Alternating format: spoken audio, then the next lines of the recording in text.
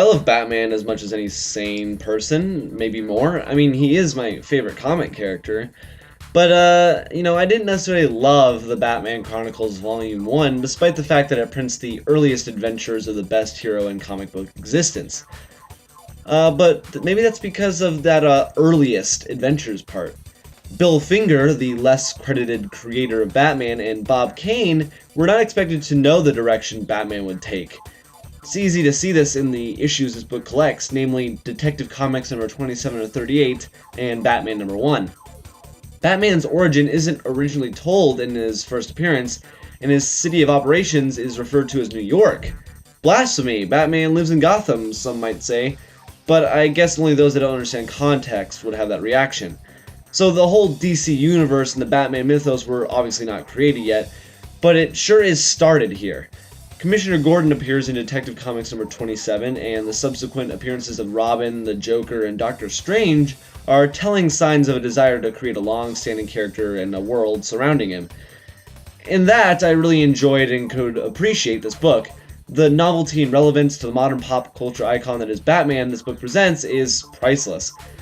Well, not really, it's $14.99. But anyways, what really upset me was Batman's apparent indifference to the death of criminals. I mean, I like lethal protectors like the Punisher, but Batman? I've been conditioned to think of him as a man who never kills, who even risks his own life to save that of someone else, regardless of their standing with the law.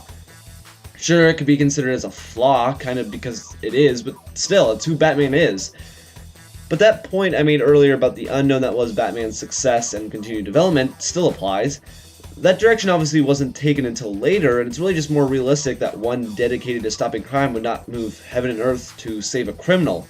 And yeah, I just want to make clear that Batman never explicitly kills someone in this book, he just lets them die under other circumstances. But beyond all that, technically the book, especially after so many Batman masterpieces, isn't great. It's pretty basic stuff, but one really can't look at books like this with a critical eye one would apply to a modern book. That speaks to something about fairness, I'm sure, but the Batman Chronicles Volume 1 is still an entertaining read because of the impact these issues would have on comics and entertainment in general. It's got awesome late 30s, 40s art in color, it's got the first appearances of big Batman names, and it's got awesome lettering of the aforementioned time period.